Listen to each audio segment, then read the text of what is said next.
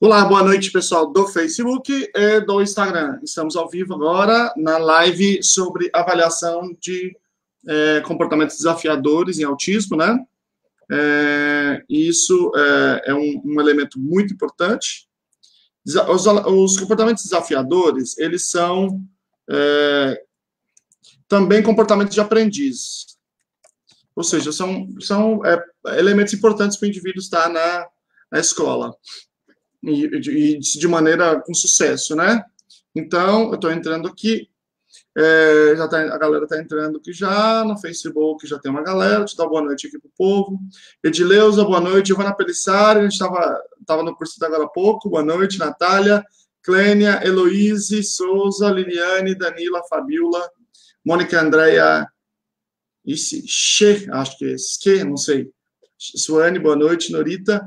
No Instagram tem bastante gente aqui. Juliana, Laura, Dani, Ricon, Silvana, Luísa, Tutu Melo, Isabela, Claudete, Nara, Kelly, enfim, muita gente aqui.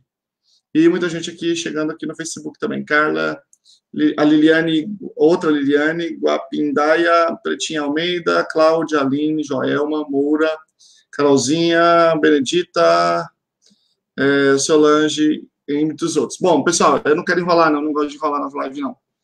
É o seguinte, quem está no Instagram, eu vou passar um PowerPoint, eu tenho feito isso, eu tenho feito um modelo mais de aula, na minha live que é sozinha, né? Eu tenho feito um modelo mais de aula, então eu quero mostrar um PowerPoint. Então, eu vou falando que está aqui, mas se você quiser ver no Facebook, talvez mais tranquilo. Boa, Mirtinho Júnior, Gabriel Juvenal, boa noite, Gabriel, Caleb, Carla, aqui, Jamerson, Rafis, enfim, muita gente. Vamos lá. Então, eu vou passar um PowerPoint aqui para vocês. Eu não sei, estou pensando até em mudar o nome dessa aula que eu faço sozinha, desse estilo de aula que eu não vou fazer assim, que eu uso o PowerPoint para uma live, tipo live aula, sei lá, vou inventar um nome para poder utilizar. Mas, enquanto isso, a gente vai fazendo aí sem ter um nome mesmo, né? Então, eu quero apresentar, eu vou colocar aí o pequenininho aqui do lado, e aí vocês podem acompanhar aí o PowerPoint. Na última aula, eu estava dando essa aula, mas ela acabou caindo. Tive um problema técnico lá e não consegui continuar, mas agora ela vai conseguir até o final, tá? Então, eu vou colocar aqui, para a gente avaliar Masterclass. Ó, nome bom, a Caterina está dando essa ideia aqui, Masterclass. Eu não sei exatamente o que quer dizer isso, não, mas eu de vez em quando eu vejo esse nome, mas eu não sei exatamente qual é o sentido disso. Eu vou procurar saber. Mas acho que a ideia é boa. Mas se eu conseguir achar um nome em português, eu vou tentar. Vou pensar. Porque aí tem as lives que são de entrevista, né? Por falar nisso, já vou adiantar para vocês, quentíssima. Dia 5 de fevereiro, live com ninguém mais, ninguém menos, que é Cíntia Pérez Duarte, grande autoridade em seletividade alimentar no Brasil. A gente vai falar sobre seletividade alimentar, que é um tema imprescindível, um tema... Já há muito tempo que eu queria fazer essa live com ela, então está marcado para o dia 5. Terminou aqui, eu já mando bala e já faço a divulgação. Tá bom? Vamos lá, vou rolar mais não. Eu vou colocar aqui... vou colocar a minha tela, eu coloco eu pequenininho aqui, aí eu vou no Data Show aqui, e beleza, é isso aí. Não, eu tenho que tirar a faixa vermelha. Se eu pesquiso tirar essa faixa. Agora sim. Vamos lá. Bom, é isso. Avaliação de comportamentos desafiadores para o PEI. Veja, se a criança... Quando a gente fala de comportamento de aprendiz, a gente está falando que a criança precisa ter certos comportamentos. Certos comportamentos para aprender. Por exemplo, ele precisa sentar. Ele precisa esperar. Ele precisa olhar para o professor. Ele precisa, se o professor indicar para olhar na lousa, ele tem que olhar. Ele tem que prestar atenção. Né? Então, tudo isso são comportamentos de aprendiz. Ou seja, comportamentos que podem não estar acontecendo e eles têm que acontecer. Né? Portanto, tem que ser elevado. Boa noite, Carolina Quedas, tudo bem? Ai, caramba, bem-vinda aí para a gente discutir esse assunto, importante. A Carolina, que é uma pesquisadora na área de desenvolvimento motor e autismo, uma área muito importante. Até outro dia que eu fiz o vídeo lá, eu falei até outro dia, Carolina, que eu esqueci de citá-la, você é uma referência importante para nós aqui no Brasil. Bom, vamos lá. Então, eu tenho que elevar alguns comportamentos. Se ele não senta, ele tem que aprender a sentar. Se ele não olha, ele tem que aprender a olhar, assim por diante. Mas eu também tenho que reduzir alguns comportamentos desafiadores se eles existirem. Por exemplo, imagina uma criança, e tem, tá? Não estou inventando, que chega na escola e começa a gritar. E termina de gritar assim que sai da escola. Durante 4 horas e meia. Esse menino pode aprender, ele consegue aprender na sala de aula com esse comportamento? Obviamente não. Imagina um comportamento que uma criança que bate a cabeça. Uma criança que se joga no chão, que fica jogada no chão. Quando a criança é pequenininha, eu consigo dar um jeito. Mas quando a criança tem, o adolescente tem uma idade maior e tem um peso maior, eu não consigo fazer isso. Né? Então, eu preciso avaliar e intervir. Eu não vou falar hoje de intervenção, eu vou falar hoje de avaliação. São coisas diferentes. Esse é um assunto, gente, que vai, sei lá, não sei se vai o ano inteiro, mas acho que vai o ano inteiro esse negócio de PEI. E eu quero fazer aqui, aos poucos, essa formação com vocês. Depois vocês fazem aí uma maratona dos vídeos, aí eu acho que vai ficar legal. Então, vamos lá. Eu estou tomando como base o livro assim, a maior meta-análise já feita em autismo. Meta-análise é um tipo de estudo, né, meta-análise e revisão sistemática, que descreve a evidência. Então, a maior meta-análise que já aconteceu é o National Standard Project, que está aqui na tela, e ele tem, você pode pegar de graça lá, só entrar lá e pegar. E ele tem um livro só para a escola, então é Evidence-Based Practice in Autism in the Schools, ou seja, prática baseada em evidência para autismo nas escolas. Vocês também podem ter acesso. Vocês podem ter acesso a isso. Então, Carolina, ela estava dizendo assim, temos PEI também na educação física. O ideal seria que nós tivéssemos um PEI e ele tivesse em programas dos vários profissionais, estou falando de escola, né? E aí que tivesse também os profissionais da educação física compondo isso, professores regentes e professor de educação física também. Ele é o regente daquela disciplina, né? Então, vamos lá. E eu estou tomando como pressuposto essa ideia aqui, essa hierarquia, né? Essa pirâmide invertida, em que a base de tudo são os comportamentos de aprendiz. Eu preciso ter esses comportamentos de aprendiz para eu poder ter essa disponibilidade para a aprendizagem na escola. E eu preciso ensinar também as habilidades desenvolvimentais, que eu vou falar na semana que vem. Já tá pronto o PowerPoint, inclusive. Eu vi no voo, eu estava na Flórida esse fim de semana, então, inclusive vi muita coisa legal lá. A semana, né, conheci um centro de autismo muito legal, de excelência, e também depois eu vou falar deles para vocês, e aí eu aproveitei para já fazer as 2 semanas, não tem problema. E depois disso, a questão das habilidades acadêmicas, né? Você precisa ter certas habilidades de aprendiz, certas habilidades desenvolvimentais para desenvolver as habilidades acadêmicas. Eu vejo umas coisas bizarras, tipo assim, o menino não senta, o menino tem um comportamento desadaptativo a aula inteira, é analfabeto, e aí o cara tá lá tentando ensinar a oração coordenada, subordinada, sindética para ele, assim. Faz o menor sentido, né? E eu estou utilizando esse estudo aqui como uma referência importante para mim. The Functions of Self-Injurious Behavior in Experimental Epidemiological Analysis. É muito legal esse artigo. O principal autor é o Bayan Awata, que é, de longe, a maior referência em comportamentos inadequados do mundo, né? É o grande nome. Inclusive, deixa eu mostrar um livro para vocês. Não está aqui. Um livro... Tem vários livros legais que tem uns artigos bacanas. O livro da professora Carolina Sela tem uns artigos legais sobre comportamento inadequado. Mas esse caso aqui, ele fez um estudo epidemiológico, que é muito legal. Ou seja, quais são as funções mais comuns. Quando tem comportamento inadequado, né, comportamento, por exemplo, de self-injurious, né, a pessoa se bater, que é muito comum na escola, quais são as funções mais comuns? E eu acho que é muito legal esse estudo, porque é difícil estudos analíticos comportamentais que são epidemiológicos, né, que são, assim, que analisam a quantidade, que são estatísticos, né. E estou utilizando esse estudo também, que é da School Psychology Review, An Approach to Functional Assessment in General Education Classroom Settings. Uma abordagem da avaliação funcional em classes de sala de aula comum, educação comum. Então, isso aqui nós não estamos falando de ambientes muito estruturados, estamos falando de salas de aula comum, tá? Porque sempre que eu falo dessas práticas, alguém fala, mas isso aí é só para centros especializados. Não, isso é para toda escola deveria dominar essa tecnologia.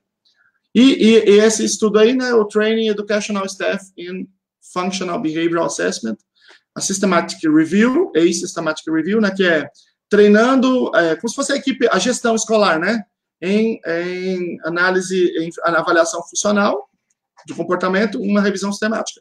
Revisão sistemática, lembra, é aquele nível de evidência bem alto. Revisão sistemática, depois a meta-análise. O maior pesquisador em comportamento inadequado é Brian Iwata, I-W-A-T-A. Tem trocentos artigos. Ave Maria, até cansa você ver os artigos dele. Bom, vamos lá. Eu coloquei aqui um GIF de uma menina se jogando no chão e se batendo. Alguém poderia dizer... Escola tradicional construtivista, alguém perguntou. Estou falando de escola comum. Tá? Escola comum pode ser de vários tipos. Construtivismo, não. Construtivismo é uma ideia, mas isso não tem nenhuma evidência em nenhum lugar do mundo que funcionou para qualquer coisa. Construtivismo é uma ideologia, não é uma metodologia. Quer dizer, eles falam que mas eu não vou... eu fico tremendo para falar dessas coisas, então não vou falar disso, tá? Não, o construtivismo não funciona nem para criança com autismo, nem para ninguém. Nunca na história da humanidade. Não tem nenhuma evidência disso. Foi a pergunta que foi feita aqui. Então, mas vamos lá. A menina está jogada no chão e está se batendo. A gente poderia aqui começar uma discussão sobre crise ou birra. Eu não vou entrar nessa discussão, porque eu vou deixá-la para um outro momento. Eu só estou dizendo o seguinte, esse comportamento não é bom para ela. Esse comportamento é inadequado, ou seja, ele é desadaptativo, ele traz prejuízos para esse indivíduo. Por quê? Porque enquanto ele está jogado no chão, chorando, gritando, ele não está aprendendo. E quando ele está jogado no chão, chorando, gritando, ele tem problema com os colegas dele, problemas sociais. E isso vai trazer prejuízos mais à frente, tá? Bom, e aí o que a gente precisa fazer para fazer uma análise que seja científica disso? Ao invés de cada um dar a sua opinião sobre o tema, a gente precisa olhar isto de maneira científica. Como que a gente faz isso? A gente pega o comportamento e coloca dentro de uma contingência. O que é uma contingência? Eu olho a resposta que o indivíduo está emitindo e vejo, antes dele, qual o ambiente em que isso aconteceu, quais são os estímulos presentes quando isso aconteceu e quais são as consequências. Ou seja, o que aconteceu depois desse comportamento? Porque aí eu começo a pensar quais são os reforçadores desse comportamento. Quando eu olho assim, eu vou olhar sistematicamente o que está mantendo esse comportamento acontecendo.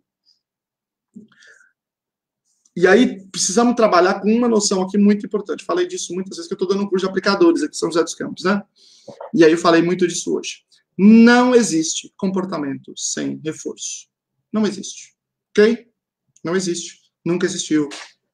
Exceto comportamentos respondentes, que é outra coisa. São esses comportamentos automáticos, né? Inatos. Mas a maioria do repertório humano é com reforço. Então, vamos lá.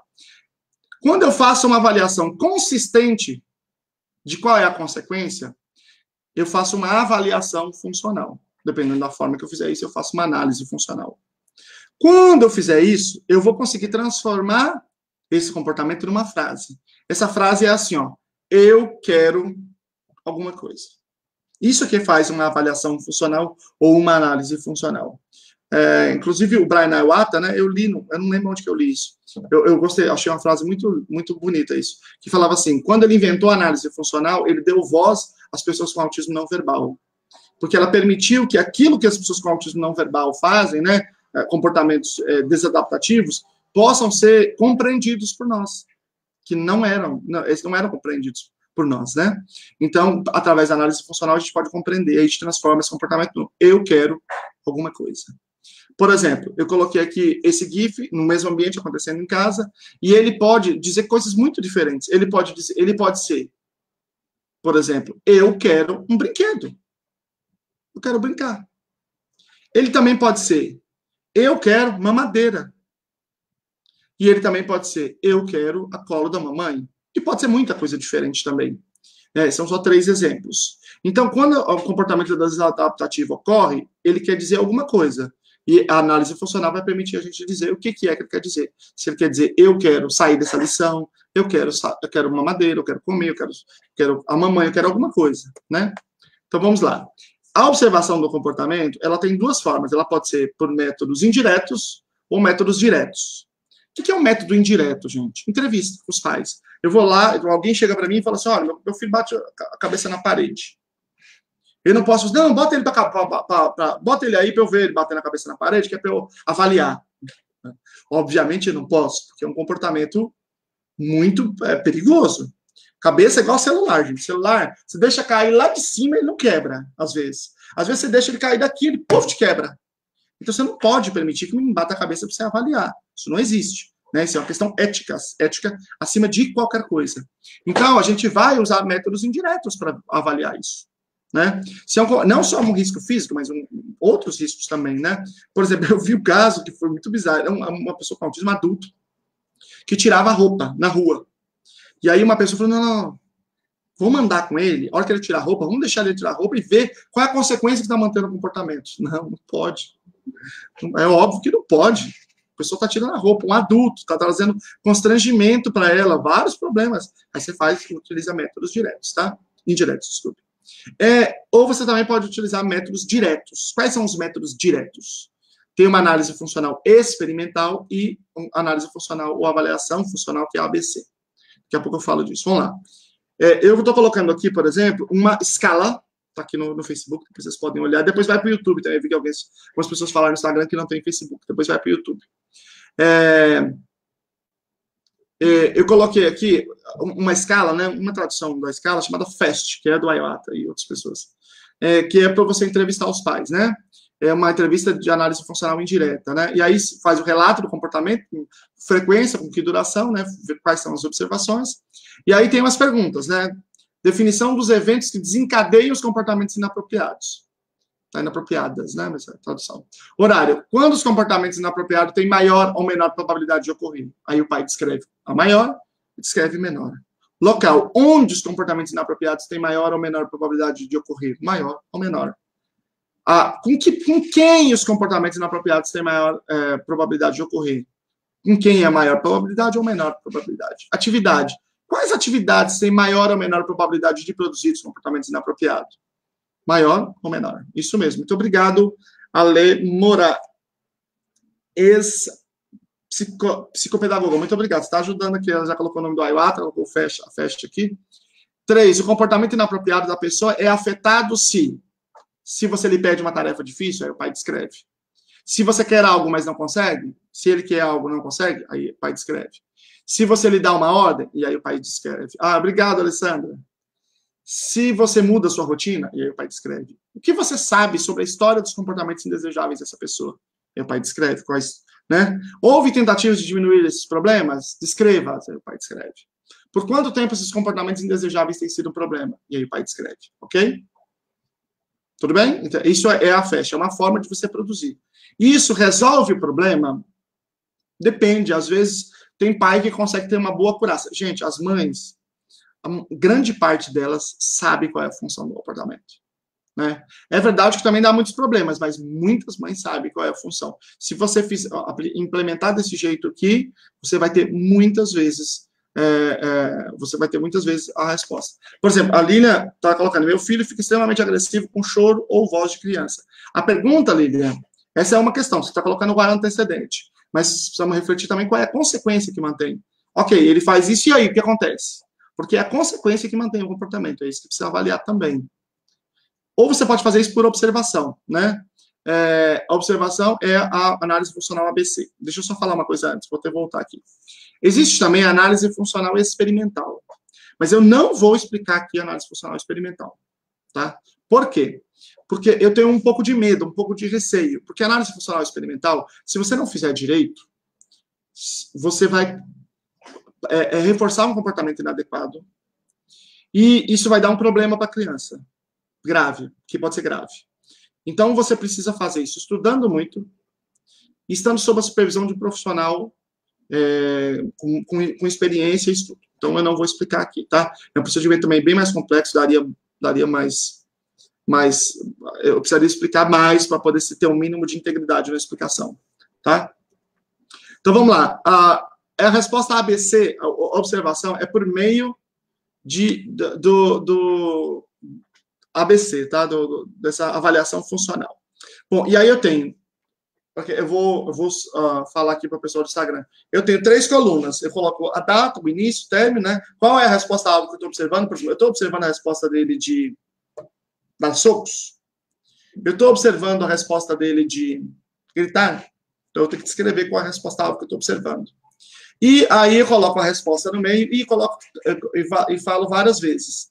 Coloco o antecedente e coloco a consequência. E vou observando, vou observando, vou observando, vou observando.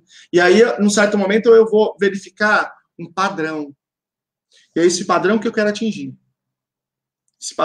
Esse padrão é justamente a avaliação funcional. É a descoberta de qual é a função do comportamento. Vamos lá, eu vou mostrar aqui para vocês quais são os antecedentes que eu vou observar. Primeiro, antecedentes remotos. Por exemplo, coisas da rotina diária. Sono. A criança dormiu bem? Dormiu mal? Quantas horas dormida? Qual a qualidade do sono? Isso aqui, eu publiquei um estudo esses dias. Eu estou publicando um estudo por dia, gente. Todo dia. Está dando um trabalho do inferno isso.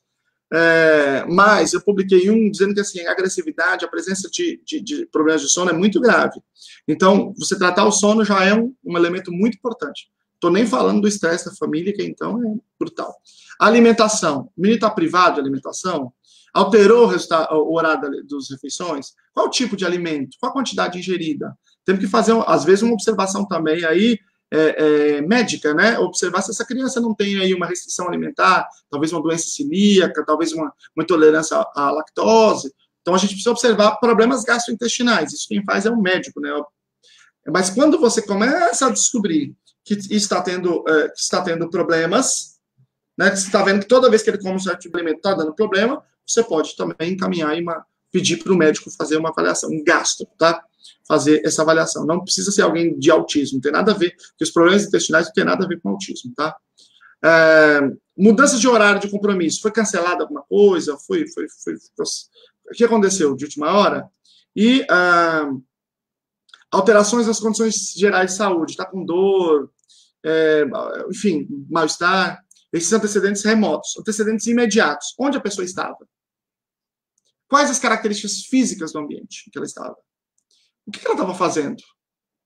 Havia pessoas presentes no ambiente? Quem estava presente? Pessoas entraram ou saíram do ambiente? Quem?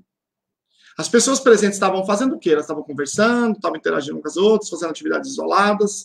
Okay? Esses são antecedentes. No comportamento-alvo, na resposta, você vai dizer o que a criança fez e como fez, quanto tempo durou, né, depois de alguma coisa, quanto tempo durou entre essa coisa até ele fazer. E a força, né, se foi fraco, médio ou forte. E a situação consequente. O que é consequência? Alguém acabou de perguntar, ainda estou com dúvida com a consequência. Primeiro, quando a criança fez o comportamento inadequado, alguém foi lá falar com ela? Deu atenção para ela?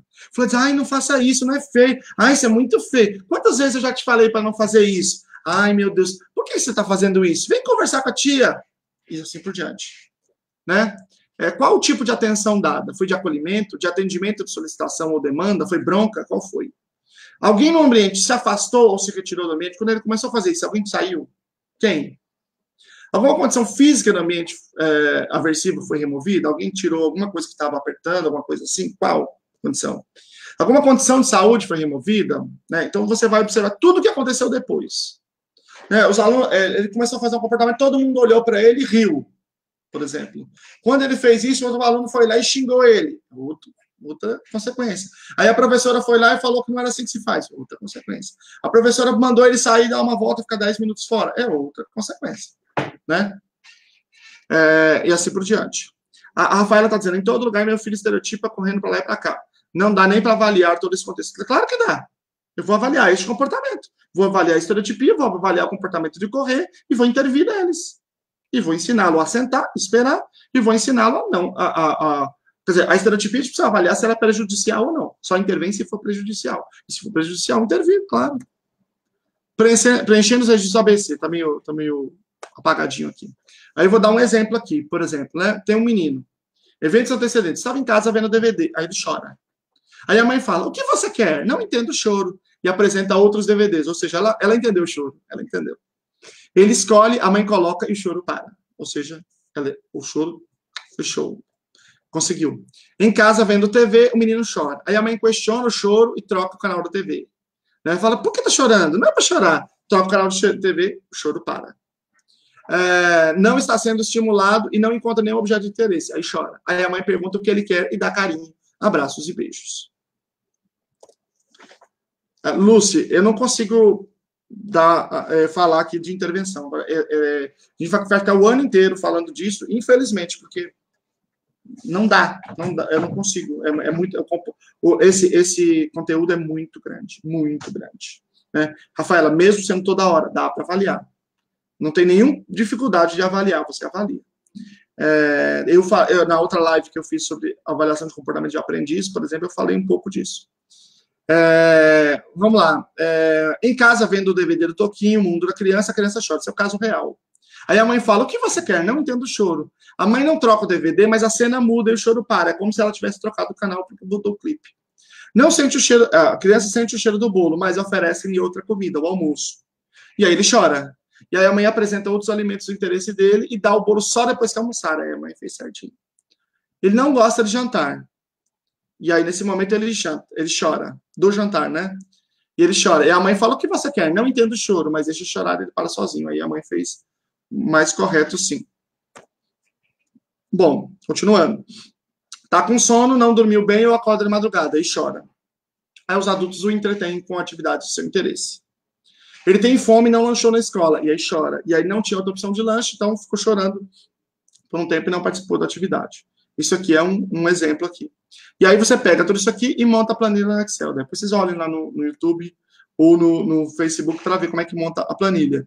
Então, pega os antecedentes, se você olhar lá em cima, aqui, eles estão, mescla aqui as colunas, e aqui você põe quais são os antecedentes e a quantidade deles. Os consequentes você mescla, coloca todos os consequentes e você põe a quantidade deles.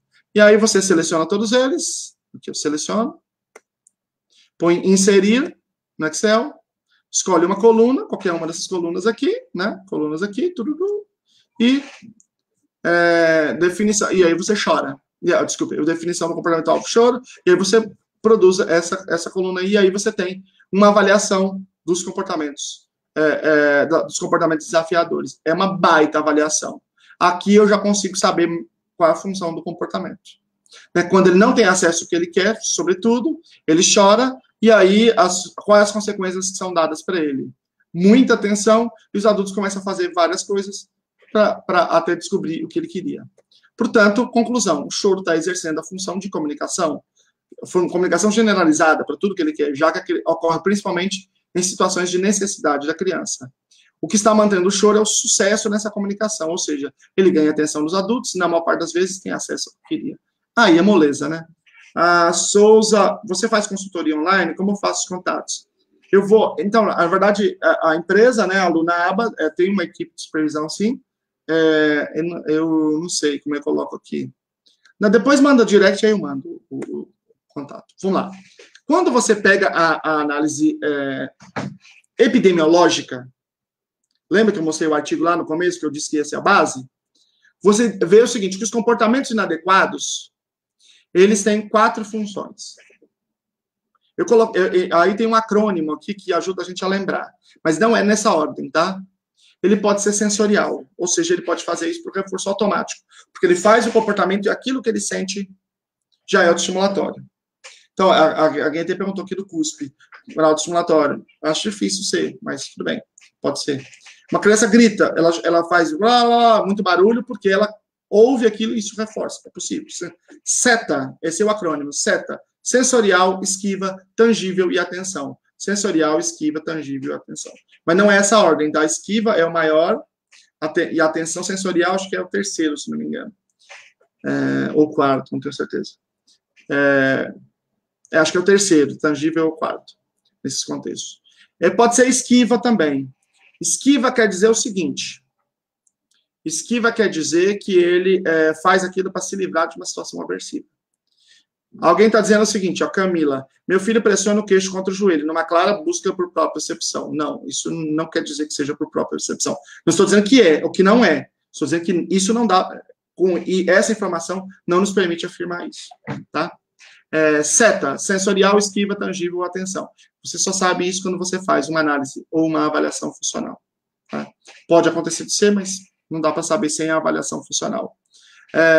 Sensorial, esquiva, tangível ou atenção. Lembrando que, nossa, isso aí dá uma trabalho, mas eu vou colocar o link. Pessoal, eu tenho muito e-mail que eu acabo mandando, isso depois o pessoal vai mandando, e aí fica muito difícil para eu responder. Eu vou colocar num link, hoje mesmo, mas mais tarde, tá? Eu vou colocar num link o PDF e vou colocar no Facebook. E aí vocês podem... E depois, se eu não colocar no YouTube, eu vou colocar lá também para vocês o PDF, tá bom? Então, vocês podem baixar, mas eu não consigo ter outra forma de mandar para vocês esses PDFs, tá? Não, aqui eu já falei mais devagar. É sensorial, esquiva. O que é esquiva? Para fugir de alguma coisa. Você dá uma lição, ele se comporta... Aí o professor fala, ô, mediador, dá uma voltinha com ele aí, dá só 10 minutinhos. Aí se livra da atividade. Isso não é só um menino com autismo, não. Grande parte dos alunos faz isso. Aqueles alunos indisciplinados e tal. Também por tangível, porque ele vai ter acesso a alguma coisa. Não é incomum você ver uma criança que está começando a fazer um comportamento muito inadequado e fala, ai, deixa o bonequinho com ele, que acalma ele. Aí dá o bonequinho, e aí o que acontece? Aumenta a probabilidade do comportamento acontecer, porque está dando uma coisa para ele que é reforçadora. Dá essa revistinha para ele, que ele para. Então, ele passa a se comportar daquela forma para ter acesso àquela revistinha. E por atenção, gente, vocês não têm ideia do que é a atenção. Só ver o horário aqui para não me perder, porque daqui a pouco tem outro. E caramba, falta 5 minutos só. 7 minutos. E por atenção, gente, atenção é brutal. As crianças fazem muita coisa por atenção. É uma coisa incrível, incrível, incrível, tá? Bom, dito isso, eu vou terminar aqui com uma frase, porque eu quero ver se tem alguma perguntinha lá. Não há inclusão verdadeira sem saber especializado. Essa frase é o meu guia. Não há inclusão verdadeira, tem sempre em maiúsculo, sem saber especializado. Essa conversa a tendência dominante, né, na inclusão de uma perspectiva mais de autoajuda não me convence. Desculpe, mas não tenho nenhum apreço por isso. Deixa eu ver, tem umas perguntas aqui. Maria, esse aqui tá grande, mas deixa eu colocar aqui. Vou ler na tela. Igual escola, a criança chora, eles tiram da sala, reforça o comportamento. Logo a mãe é chamada para buscar a criança, reforça de novo o comportamento, vai poder ir para casa, não vai precisar fazer atividade nenhuma. Depois falamos que a inclusão não está acontecendo, aulas iniciando, a escola. E qual escola treinou os professores em análise do comportamento aplicada? Só palestra de motivação, que a inclusão é linda, desculpe, mas são padrões que vão se repetir ano após ano, até que os pais se revoltem, né? E mandem bala. E a criança vão perdendo seu desenvolvimento, por mais gestores preocupados em fazer algo que realmente traga aprendizagem significativa. Com certeza. Precisamente. Elaine. Vamos lá, deixa eu ver aqui se tem as perguntas.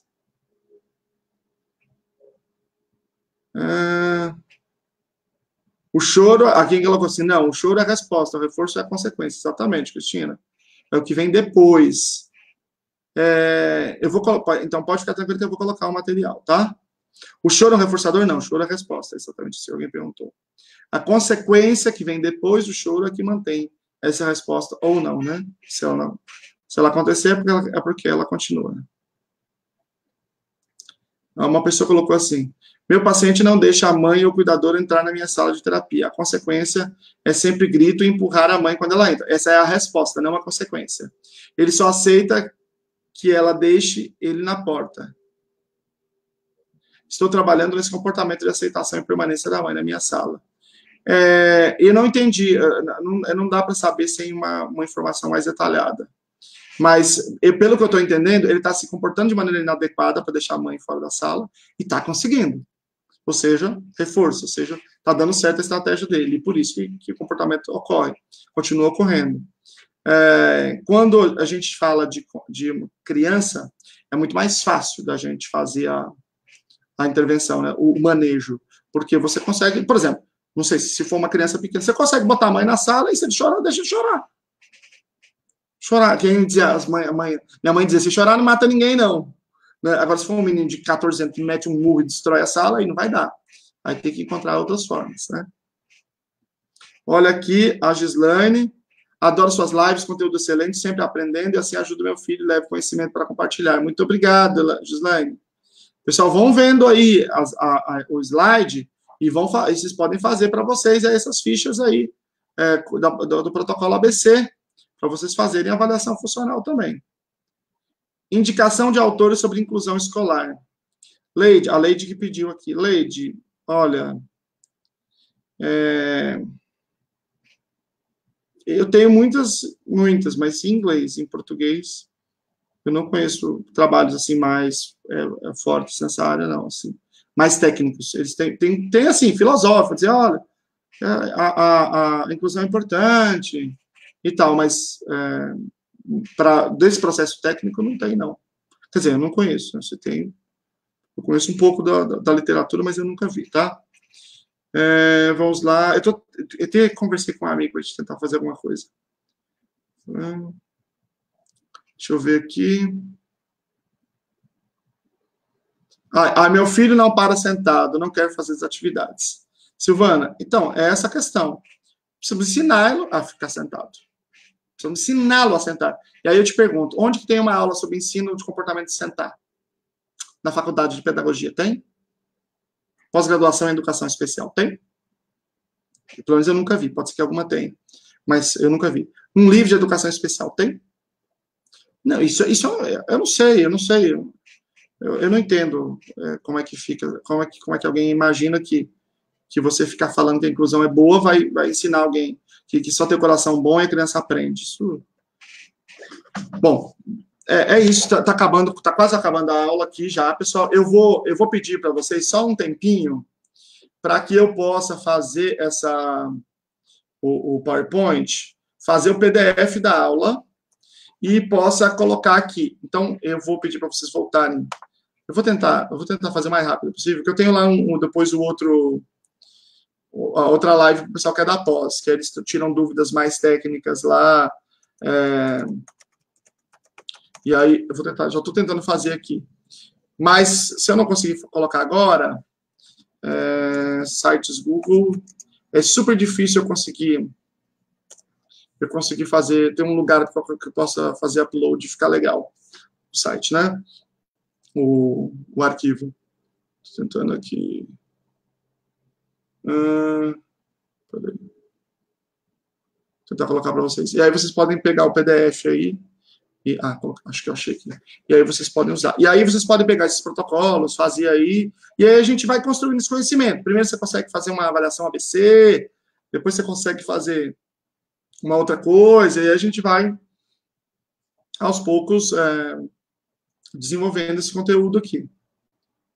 Né? Acho que eu vou conseguir, sim.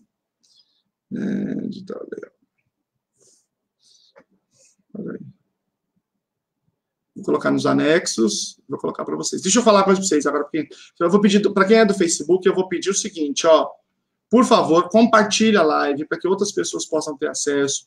Pega esse link aqui e faz o seguinte, manda para grupos de pais, manda para grupo de pais, manda para grupo de professores, para começar a galera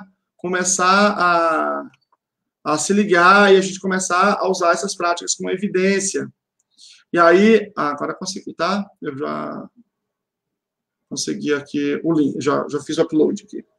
Então vai estar no Facebook e depois vai estar também no YouTube, tá? Para quem não tem Facebook. E faz o seguinte também, além de compartilhar, dia 5, semana que vem, vai ter uma live super especial com a Cíntia Pérez Duarte, sobre seletividade alimentar. Então, você não pode perder a live da semana que vem. Eu vou pedir para você olhar e daqui a pouco eu vou compartilhar a imagem, e você pode aí também compartilhar para as pessoas, porque aí a gente consegue chegar a bastante gente. E a questão da seletividade alimentar é muito séria. A professora Cíntia Pérez Duarte é um grande nome nessa área, grande nome, não é moleza, não. E aí vai ser uma oportunidade para a gente fazer bastante pergunta. Eu vou fazer as perguntas básicas, depois vocês fazem bastante pergunta, tá bom? Gente, é isso. Muito obrigado a todos. Valeu por todos vocês estarem presentes aqui. O link já está... caramba, ele não aceitou. Está dizendo que o link viola os padrões da comunidade, dos sites Google. Eu vou dar um outro jeito aqui e coloco para vocês, tá? O link. Tá bom? Um abraço para vocês. Tchau, tchau, tchau, tchau, tchau, tchau. Vai ficar disponível aqui, tá? No Instagram.